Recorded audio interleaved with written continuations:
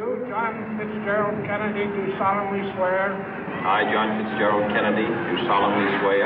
That you will faithfully execute the office of President of the United States. That I will faithfully execute the office of President of the United States. And will, to the best of your ability. And will, to the best of my ability. Preserve, protect, and defend the Constitution of the United States. Preserve, protect, and defend the Constitution of the United States. So help you God.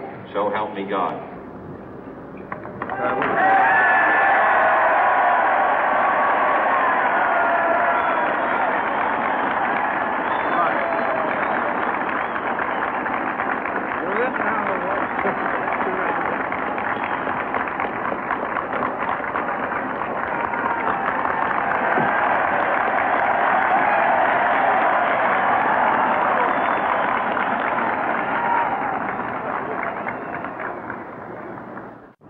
Vice President Johnson, Mr. Speaker, Mr. Chief Justice, President Eisenhower, Vice President Nixon, President Truman, Reverend clergy, fellow citizens.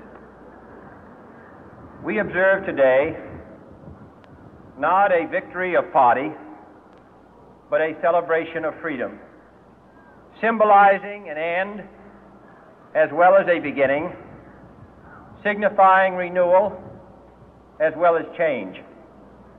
For I have sworn before you and Almighty God the same solemn oath our forebears prescribed nearly a century and 3/4 ago.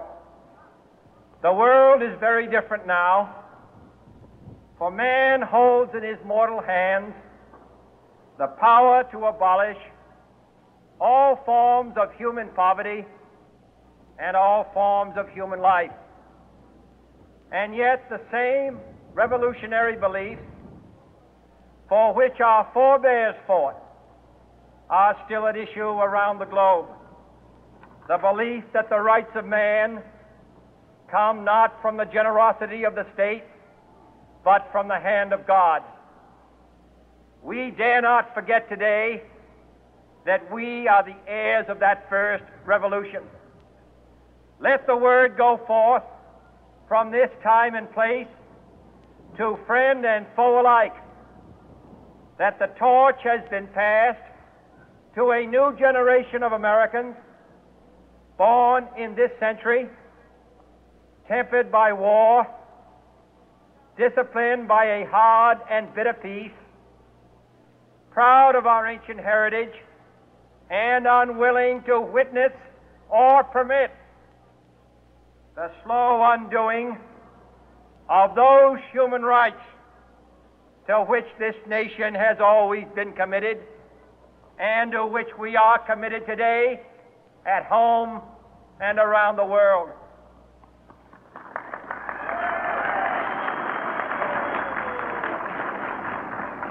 Let every nation know, whether it wishes us well or ill, that we shall pay any price, bear any burden, meet any hardship, support any friend, oppose any foe to assure the survival and the success of liberty.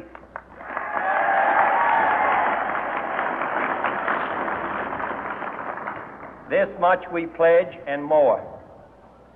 To those old allies whose cultural and spiritual origins we share, we pledge the loyalty of faithful friends. United, there is little we cannot do in a host of cooperative ventures. Divided, there is little we can do, for we dare not meet a powerful challenge at odds and split asunder. To those new states whom we welcome to the ranks of the free, we pledge our word that one form of colonial control shall not have passed away merely to be replaced by a far more iron tyranny.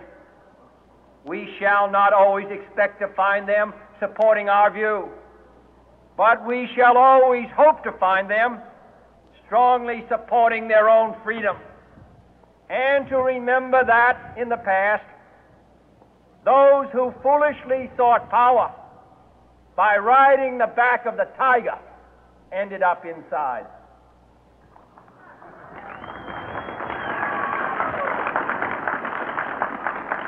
To those people in the huts and villages of half the globe struggling to break the bonds of mass misery, we pledge our best efforts to help them help themselves for whatever period is required, not because the communists may be doing it, not because we seek their votes, but because it is right. If a free society cannot help the many who are poor, it cannot save the few who are rich.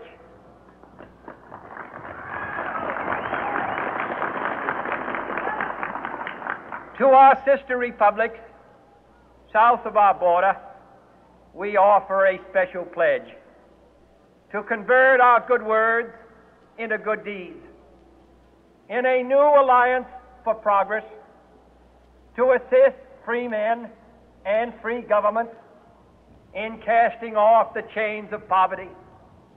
But this peaceful revolution of hope cannot become the prey of hostile powers.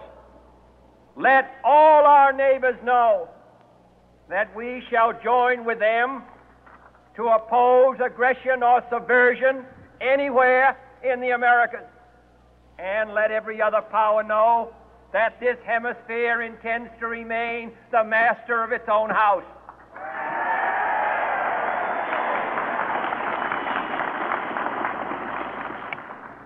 To that world assembly of sovereign states, the United Nations, our last best hope, in an age where the instruments of war have far outpaced the instruments of peace, we renew our pledge of support to prevent it from becoming merely a forum for invective, to strengthen its shield of the new and the weak, and to enlarge the area in which its writ may run.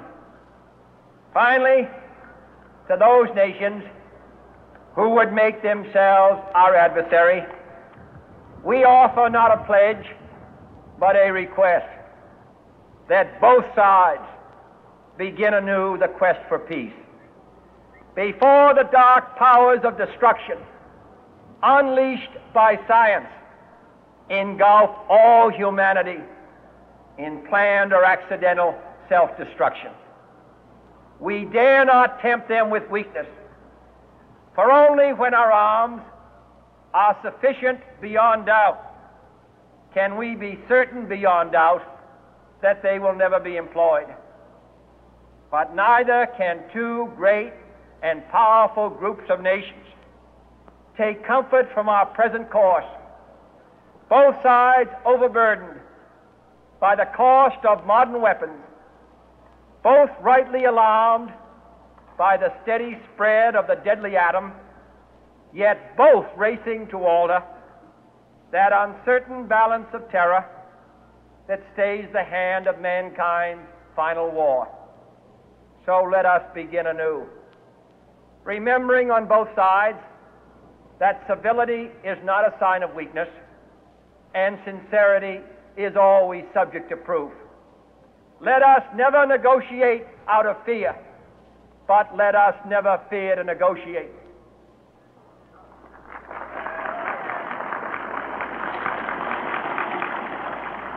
Let both sides explore what problems unite us, instead of belaboring those problems which divide us. Let both sides, for the first time, formulate serious and precise proposals for the inspection and control of arms, and bring the absolute power to destroy other nations under the absolute control of all nations.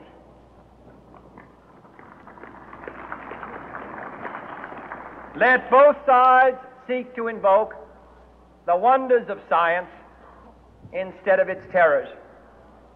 Together, let us explore the stars, conquer the deserts, eradicate disease, tap the ocean depth, and encourage the arts and commerce. Let both sides unite to heed in all corners of the earth the command of Isaiah to undo the heavy burden and let the oppressed go free. And if a beachhead of cooperation may push back the jungle of suspicion, let both sides join in creating a new endeavor, not a new balance of power, but a new world of law, where the strong are just and the weak secure and the peace preserved. All this will not be finished in the first 100 days, nor will it be finished in the first 1,000 days, nor in the life of this administration, nor even perhaps in our lifetime on this planet. But let us begin.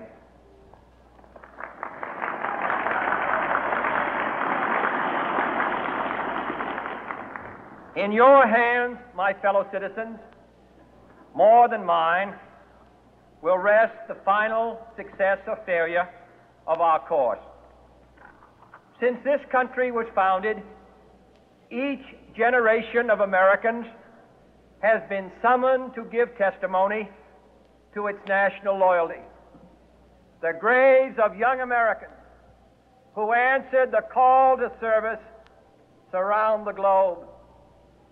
Now the trumpet summons us again, not as a call to bear arms, though arms we need, not as a call to battle, though in battle we are, but a call to bear the burden of a long twilight struggle, year in and year out, rejoicing in hope, patient in tribulation, a struggle against the common enemies of man, tyranny, poverty, disease, and war itself. Can we forge against these enemies a grand and global alliance, north and south, east and west, that can assure a more fruitful life for all mankind? Will you join in that historic effort?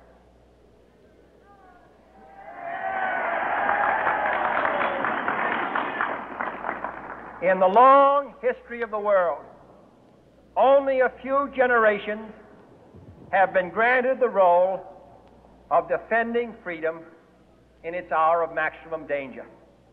I do not shrink from this responsibility. I welcome it.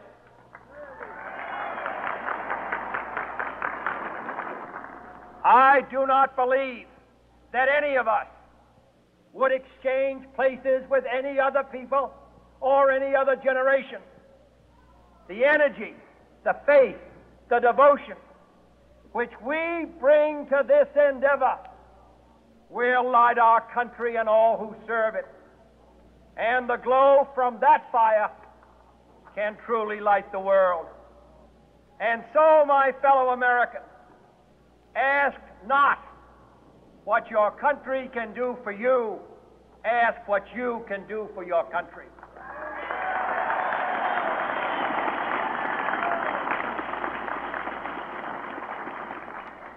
My fellow citizens of the world, ask not what America will do for you, but what together we can do for the freedom of man.